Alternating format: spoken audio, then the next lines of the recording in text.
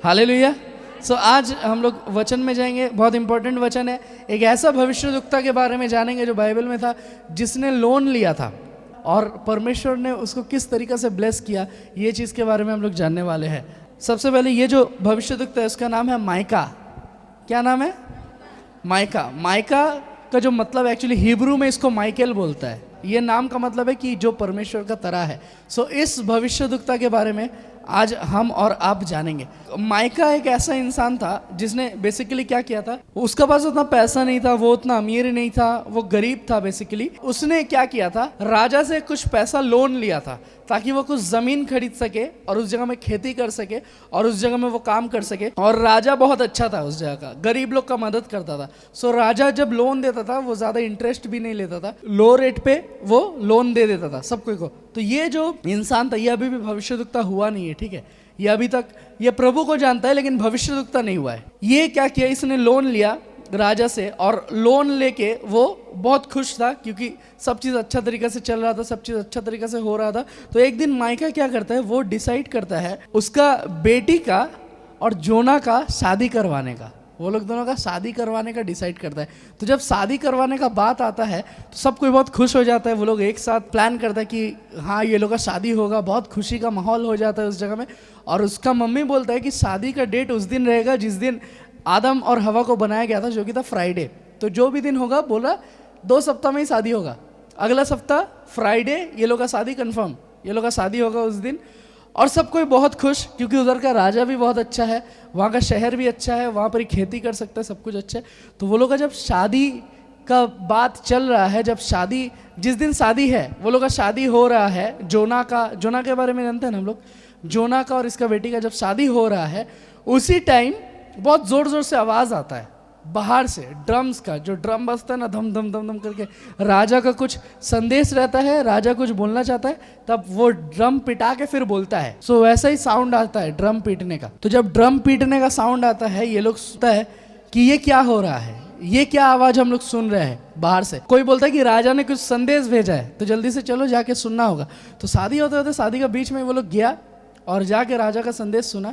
और उस जगह में पता चला कि जो उस जगह का राजा था वो राजा मर गया, जो राजा था वो राजा का डेथ हो गया और अभी उसका बेटा जिसका नाम था आहाज वो राजा बन गया है। साथ ही साथ सीरिया और इजराइल एक साथ जॉर्डन में हमला किया है, सीरिया और इजराइल एक साथ जॉर्डन में हमला किया। तो राजा, नया राजा जो है आहाज, उसने अनाउंस किया है जितना भी पुरुष है 16 से लेके 25 साल तक हर एक कोई को आर्मी में ज्वाइन होना पड़ेगा। और जिस किसी को भी राजा ने, इससे पहले राजा ने लोन दिया है, 1 सप्ताह के अंदर अंदर रिटर्न करना पड़ेगा।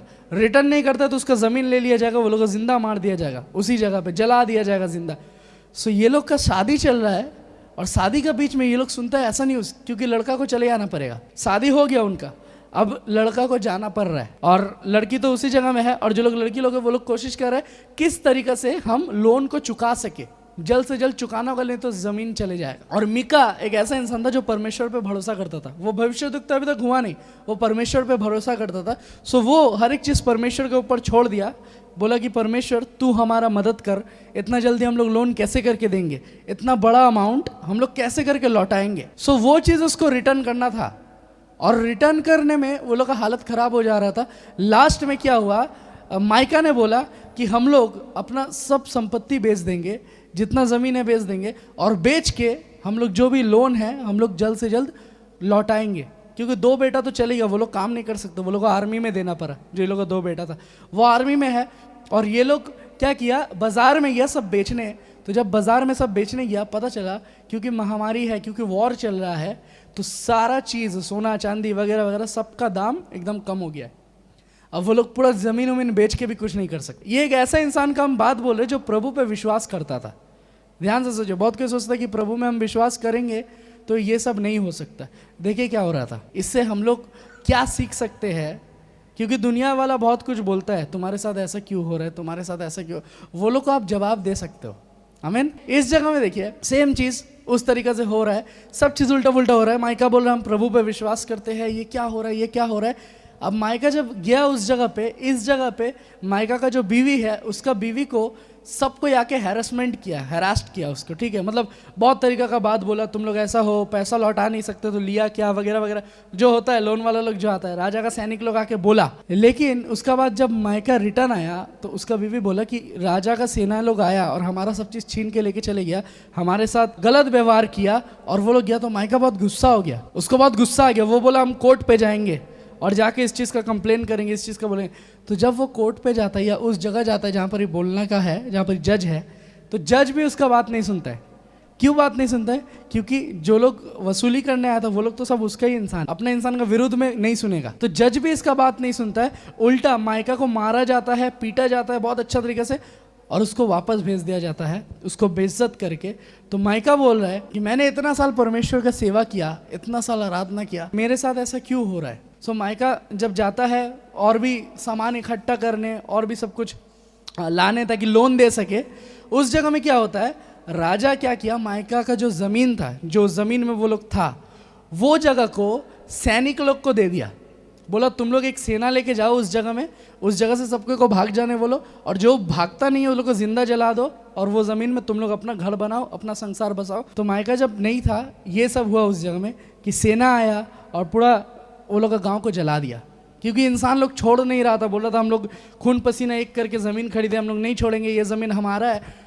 राजा क्या क्या भेजाया, जो बुरा राजा था आहाज, भेजाया वो उसका सैनिक लोग को और वो लोग सब कोई को मार दिया, जिंदा जला दिया हर कोई को। इसमें माइका का बीवी और बच्चा सब कोई था, सब कोई जल गया, सब कोई को जला के राख कर दिया और ज़मीन वो लोग कब्जा कर लिया। जब माइका रिटर्न आता है वो देख के शॉक्ड हो जाता है कि क्या हो गया, ऐसा क्यों हुआ उसका साथ। सो वो बहुत दूर चल जाता है और परमेश्वर के पास रोता है, बोलता है कि परमेश्वर क्या तू देख नहीं पा रहा है क्या हो रहा है। वो भविष्यद्वक्ता नहीं था, अभी भी वो भविष्यद्वक्ता हुआ नहीं है, लेकिन वो अब परमेश्वर को बोल रहा है कि परमेश्वर क्या तूने नहीं देखा ये क्या हो रहा है, क्यों तू चुप है, तू क्यों चुप है, तू क्यों ये सब होने दे रहा है मेरे साथ। मैं तो तेरा ही आराधना करता हूँ, मैं तो तेरा ही सेवा करता हूँ। लेकिन मीका को पता नहीं था उसके लिए कुछ और था। मीका को परमेश्वर भविष्यद्वक्ता बनाना चाहता था, मीका को इतना दिन से पता नहीं चला। मीका को लास्ट में पता चलता है जब ये सब खो जाता है, सब कुछ खो गया। वो चिल्ला रहा है, वो रो रहा है परमेश्वर के सामने, और जब रो रहा है मीका ने एक प्रार्थना किया परमेश्वर से, बोला कि मेरा बीवी और मेरा बच्चा जहाँ पर ही है मैं उधर जाना चाहता हूँ। तूने मेरा बीवी और बच्चा को ले लिया है, मेरा बीवी और बच्चा तेरे साथ है और मैं भी वहाँ जाना चाहता हूँ, तू मुझे प्लीज़ वहाँ ले चल। और वो सुसाइड करने के लिए जाता है और वो अपना गला काटने वाला था उस जगह में, वो अपने आप को मार डालने वाला था। लेकिन उसी समय एक आवाज़ आता है उस जगह में, आवाज़ कहता है मीका रुक जाओ। आमीन। वो बोलता है कि तुम कौन हो, कौन मुझे आवाज़ दे रहा है। वो कह रहा है कि मैं तुम्हारा परमेश्वर हूँ और मैं सब कुछ देख रहा हूँ कि क्या हो रहा है, और तुम्हारा बीवी और तुम्हारा बच्चा और जितना इंसान मरा है वो मेरे साथ सुरक्षित है। आमीन, हालेलुया। परमेश्वर बोल रहा है जितना कोई का मौत हुआ है, जितना कोई उस ज़मीन में मरा है, वो लोग मेरे पास है और वो लोग सुरक्षित है। ये आवाज़ आ रहा है, आसमान खुल गया, आसमान से आवाज़ आ रहा है कि वो लोग मेरे पास है, मेरे साथ सुरक्षित है। लेकिन तुम्हारा काम अधूरा है, तुमको रहना पड़ेगा। तुम भी अपना एक ना एक दिन अपना बीवी और बच्चा के पास जाओगे, लेकिन तुम्हारा काम अधूरा है, तुमको काम करना पड़ेगा। अभी जो मैं बोलता हूँ वो चीज़ करो। तब मीका को समझ आया कि परमेश्वर क्या है। उसने कभी नहीं सुना कि परमेश्वर कौन है, उसने कभी आवाज़ नहीं पाया परमेश्वर का। फाइनली माइका, उसको परमेश्वर का आवाज़ मिलता है, वो परमेश्वर का आवाज़ सुनता है। परमेश्वर बोलता है कि जाओ और राजा से कह दो कि क्या होने वाला है उस जगह में, क्या क्या होने वाला है, जाके कह दो। और जो ज़मीन पे जो सैनिक लोग कब्जा करके बैठ के हैं उधर जाओ और वो लोग को जाके कहो। अब माइका डर भी रहा है, वो बोल रहा है हम सैनिक के पास जाएंगे, वो लोग को तो जिंदा जला दिया, हम जाएंगे तो हमको भी तो नहीं छोड़ेगा, हम कैसे करके जाए। परमेश्वर बोल रहा है कि नहीं, तुम जाओ और मेरा उपस्थिति तुम्हारे साथ साथ जाने वाला है। आमीन, हालेलुया। अब इंटरेस्टिंग चीज़ हुआ, माइका उस जगह पे गया, सैनिक का जगह में जो एक्चुअली माइका का ज़मीन है, उस ज़मीन में वो जाके खड़ा हुआ और वो चिल्ला रहा है, बोल रहा है कि तुम लोग मेरा ज़मीन पे कब्जा करके हो और मेरा इंसानों का खून ज़मीन में से पुकार रहा है, मेरा इंसान लोग आसमान से पुकार रहा है तुम्हें, और तुम्हारा मौत निश्चित है। तुम लोग हमारा ज़मीन पे हो, ये जगह मेरा है। और जो सैनिक है उसका बीवी उसको बोल रहा है तुम क्यों कुछ नहीं कर रहे हो इसको, ये जो इतना बड़ा बड़ा बात बोल रहा है तुम क्यों कुछ नहीं कर रहे हो। सैनिक बोल रहा है कि पता नहीं क्यों मुझे डर लग रहा है। आमीन, हालेलुया। क्यों डर लग रहा है? क्योंकि अब इसके अंदर पवित्र आत्मा है, परमेश्वर का आत्मा अब इसका अंदर है। अब ये परमेश्वर का आत्मा में भर के बोल रहा है। इतना दिन ये लोग ना अपना शक्ति और सामर्थ्य इस्तेमाल कर रहा था। इतना दिन सोच रहा था हम अपना बुद्धि से लड़ेंगे, हम अपना बुद्धि से करेंगे, हम अपना बुद्धि से सब कुछ जीत जाएंगे, अपना बुद्धि से सब कुछ हो जाएगा। लेकिन सब खो दिया। अपना बुद्धि से कुछ नहीं हुआ। बीवी बच्चा सब चले गया अपना बुद्धि से। वो अपना बुद्धि से लड़ने का कोशिश। अब पहला बार वो परमेश्वर का आत्मा में भड़के है और परमेश्वर ने उसको बोला कि तुम जाके बोलो, और एक जन भी उसके ऊपर हाथ नहीं उठा पाया। राजा के पास मायका जाता है और मायका जब राजा के पास जाता है, मायका बहुत बात बोलता है राजा को कि तुम्हारे साथ ऐसा होगा, तुम्हारे साथ वैसा होगा। इनफैक्ट राजा के पास एक हाई प्रीस्ट खड़ा था। हाई प्रीस्ट मतलब समझ रहे, जो चर्च में या मंदिर में या मस्जिद में सबसे हाई पोजीशन में जो रहता है, सादा कलर का कपड़ा पहन के वो खड़ा है राजा के बगल में। और जब पूछा जाता है ये क्या हुआ, वो बोलता है कि हम लोग परमेश्वर को बलि चढ़ाए। मायका बोलता है कि अगर बलि चढ़ाना था तो तुम क्यों नहीं अपना गला काट के बलि चढ़ाया? क्यों वो लोग का बलि चढ़ाया? तुमको अपना गला काटना चाहिए था, तुमको राजा का गला काटना चाहिए था, राजा का परिवार का गला काटना चाहिए था, उन लोग का बलि चढ़ाना चाहिए था। तुमको किसने बोला कि इंसान का बलि चढ़ाने? तो राजा कहता है यहाँ हम राजा है और मेरा ही बात चलेगा इस जगह में। तो देखिए मायका क्या बोलते हैं उस जगह में। मायका का 5:2 सिमरन पढ़ो। मायका राजा को क्या बोलता है इस जगह में? बहुत ही इंटरेस्टिंग चीज, जोर से। हे बेतलेहम एफ्राता, यदि तू ऐसा छोटा है कि यहूदा के हजारों में गिना नहीं जाता, तो भी तुझ में से मेरे लिए एक पुरुष निकलेगा जो इजराइलियों में प्रभुता करने वाला होगा, और उसका निकलना प्राचीन काल से वरन अनादिकाल से होता आया है। आमीन। राजा बोल रहे तुम लोग कुछ नहीं कर पाओगे, तुम लोग मुझे हरा नहीं पाओगे, हम चाहेंगे तुमको खत्म कर देंगे। लेकिन कोई उसको मार नहीं पा रहा है, कोई उसको हाथ नहीं लगा पा रहा, क्योंकि परमेश्वर का आत्मा उसके अंदर में। मायका कहता है कि देखो राजा, परमेश्वर ऐसा कहता है कि हो सकता है बेतलहम को तुमने छोटा समझ लिया है और जूडा का हजारों शहर है जिसमें बेतलहम गिना भी नहीं जाता है, लेकिन परमेश्वर बोल रहा है बेतलहम से एक राजा निकलेगा। आमीन। बोले उसका राज्य हमेशा के लिए रहेगा, उसका राज्य कभी भी नहीं हटेगा और परमेश्वर उसके साथ रहेगा। आमीन, हालेलुया। बोल रहे उसका नाम पूरा पृथ्वी में महान होगा, बेतलहम से निकलेगा और तुम्हारे ऊपर राज्यत्व करेगा। ये प्रभु यीशु मसीह का बारे में बोला जा रहा है। बोले तुम लोग जिस जमीन को कब्जा कर लिए हो उसी जमीन से निकलेगा। आमीन। बोले जिस जगह को तुमने छोटा सोचा कि ये लोग कुछ कर नहीं सकता है, तुम लोग सोचा कि ये तो बहुत छोटा है, ये लोग तो बहुत कम है, ये लोग को तो ऐसे मारेंगे ये लोग मिट जाएगा, ये लोग तो खत्म हो जाएगा, ये लोग तो माइनॉरिटी है। लेकिन परमेश्वर बोल रहा है ये लोग में से मैं ऐसा किसी को निकालूंगा जो उस जगह में राज्यत्व करेगा। आमीन, हालेलुया। परमेश्वर बोल रहा है बेतलहम से राजा निकलेगा जिसका राज्य हमेशा के लिए रहेगा। उसके बाद मायका का 5:3 और 4 यहां पर ही बोल रहा है कि एक कुंवारी जन्म देगा उसको, और जब जन्म देगा उसको उसका राज्यत्व वो महान होगा, वो राज्य करेगा। और यहाँ पर ही एक कैटेगरी ऑफ इंसान का बारे में बोल रहा है इस प्रकार का कैटेगरी जो इंसान का होगा, बोल रहा है वो दुनिया का कोना कोना तक फैल जाएगा। आमीन। बोला दुनिया का कोना कोना तक वो लोग कब्जा कर लेगा और वो लोग को कोई राजा हरा नहीं पाएगा। इधर पर ये मायका भविष्यवाणी कर रहा है वो लोग के बारे में जो लोग यीशु मसीह में विश्वास करता है। आमीन। बोल रहे वो लोग पूरा दुनिया में फैल जाएगा, पूरा दुनिया का कोना कोना में जहां जाओगे वो लोग मिलेगा और वो लोग के ऊपर कोई राज्यत्व नहीं कर पाएगा। सो इस जगह में हमारे और आपके ऊपर कोई भी राज्यत्व नहीं कर सकता है, सिर्फ परमेश्वर राज्य कर सकता है और उसका राज्य जो है वो अनंत काल का है। आमीन। मेरा जो वचन का टॉपिक है वो है कि उसका राज्य अनंत काल का है, उसका जो राज्य है वो कभी खत्म नहीं होता है। मायका का सब कुछ छीन लिया गया, मायका से सब कुछ चले गया। उसने सोचा कि अब मेरा क्या बचा है, अब मेरे लिए क्या है। अगर आप आगे पढ़िएगा मायका का चैप्टर सबके घर जाके पढ़िए, वहाँ पर ही आप देखिएगा आगे कैसे करके हर एक चीज़ परमेश्वर ने लौटा भी दिया उसको। जैसे भविष्यवाणी हुआ था, जैसे बोला गया था, उसके जीवन में वो सब चीज़ पूरा हुआ। आजू बाजू का देश शायद हंस रहा था मायका के ऊपर, बोल रहा था मायका सबको बचाता है लेकिन खुद को नहीं बचा सकता। बोला होगा ना कि मायका दूसरा का घर को बचा दिया लेकिन खुद का घर नहीं बचा पा रहा है, मतलब खुद का शहर को नहीं बचा पा रहा है। सबको जाके प्रभु के बारे में बोल रहा है लेकिन खुद का कुछ नहीं हो पा रहा है। लेकिन कोई ये चीज़ नहीं जानता कि परमेश्वर ने माइका के जीवन में क्या काम दिया है। आपके जीवन में हो सकता है कुछ ऐसा काम परमेश्वर ने दिया है जो आप ही कर पाओगे, आमीन, जो किसी और के कंधा पे उसने नहीं डाला है। आपका कंधा में कुछ परमेश्वर ने डाला है और परमेश्वर चाहता है कि आप उस काम को करो।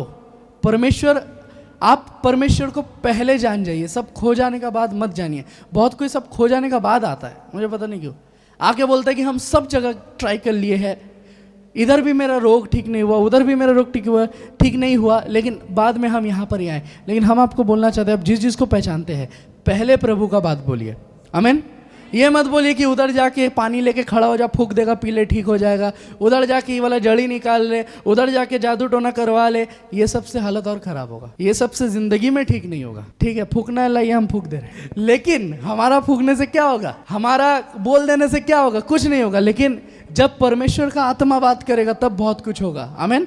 लिखा हुआ है कि पहले जब वो बोलता था वो लोग मार खाता था, और जब परमेश्वर के आत्मा के द्वारा वो बोलता था कुछ नहीं होता था, कोई उसको हाथ भी नहीं लगा पाता था। उसको, परमेश्वर को पता था कि इसको क्या चीज़ का ज़रूरत है। आपको एक इंसान के बारे में बोलेंगे, वो इंसान प्रभु यीशु मसीह को नहीं जानता था और परमेश्वर के बारे में कुछ उसका आइडिया नहीं था। वो हॉस्पिटल पहुंचा और हॉस्पिटल में उसका रिपोर्ट जो आया वो 4th स्टेज का कैंसर था। 4th स्टेज का कैंसर, वो तो डरा हुआ। लेकिन उसी समय हॉस्पिटल में कोई बाइबल बांट रहा था, सब कोई को दे रहा था, और ये इंसान, मतलब पेशेंट लोग को बाइबल दे रहा था, प्रार्थना कर रहा। ये इंसान के पास भी गया और जाके बाइबल दिया। वो बोला मेरा कैंसर, हम ये लेके क्या करेंगे। तो वो बोला कि तुम इसको पढ़ना, तुम इस बाइबल को पढ़ना। सो ये इंसान तो ऑलरेडी टेंशन में है, ये सोच रहा है कि कहीं से भी हम ठीक हो जाए। ठीक है, इसका सोच वही है कि कहीं से भी हम ठीक हो जाए। और सब जगह जब वो गया, उसको बोला कि इतना पैसा लगेगा, इतना तुमको ये चढ़ाना होगा, इस जगह जाना होगा, ऐसा। लेकिन यहाँ आया, किसी ने बोला कि बाइबल पढ़ो। उसने ना पैसा मांगा ना कुछ किया, और इतना मोटा किताब फ्री का दे के चल गया, पैसा भी नहीं लिया। ये सोचा ये तो कुछ अलग हो गया मेरे साथ। सो उसने क्या किया, बाइबल पढ़ना शुरू किया। जब उसने वो पढ़ रहा था, पढ़ते आइज़ाया में जब आया, आइज़ाया में लिखा हुआ था कि उसके कोड़े खाने से मैं चंगा होता हूँ, आमीन। लिखा हुआ है उसके कोड़े खाने से मैं चंगा हुआ हूँ। उसने वो वाला वचन पढ़ा, और वो वाला वचन पढ़ के वो बोलना शुरू किया कि उसके कोड़े खाने से मैं चंगा हुआ था और उसके कोड़े खाने से मैं चंगा हो चुका हूँ। वो बोलना शुरू किया कि उसके कोड़े खाने से मैं चंगा हुआ था, मैं चंगा हो चुका हूँ, मैं चंगा हुआ था और मैं चंगा हो चुका हूँ। डॉक्टर सोच रहा है कि लग रहा है टेंशन में पागल हो गया है, इसका ख़राब हो गया दिमाग। तो डॉक्टर ने क्या किया, फिर से टेस्ट किया। बोला फिर से टेस्ट करेंगे और इसका रिपोर्ट देखेंगे। सो जब फिर से टेस्ट किया, रिपोर्ट निकाला, रिपोर्ट में कैंसर आया।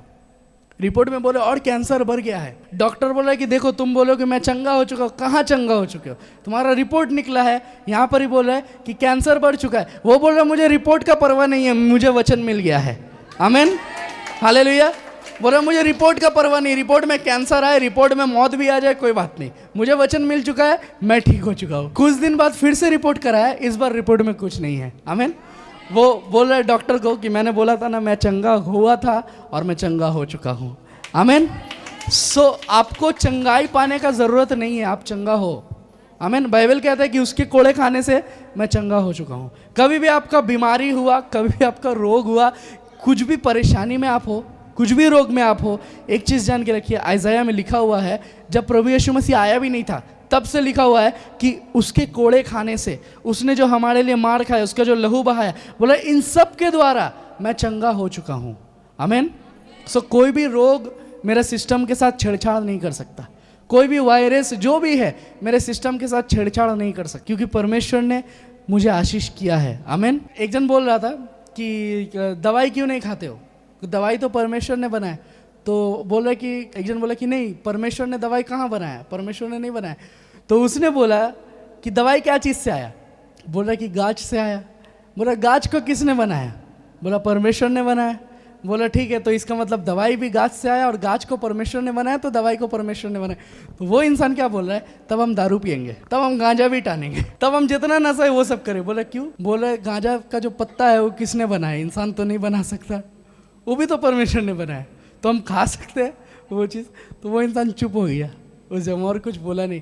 देखिए दुनिया में हर एक चीज़ परमेश्वर ने बनाया है, लेकिन इंसान कुछ कुछ अच्छा उपयोग किया है, कुछ कुछ खराब उपयोग किया है। ऑफ कोर्स मेडिसिन ज़रूरत है, जिसको बहुत कोई को मेडिसिन ज़रूरत पड़ता है, जब बहुत हालत ख़राब हो जाता है मेडिसिन ले सकते हैं।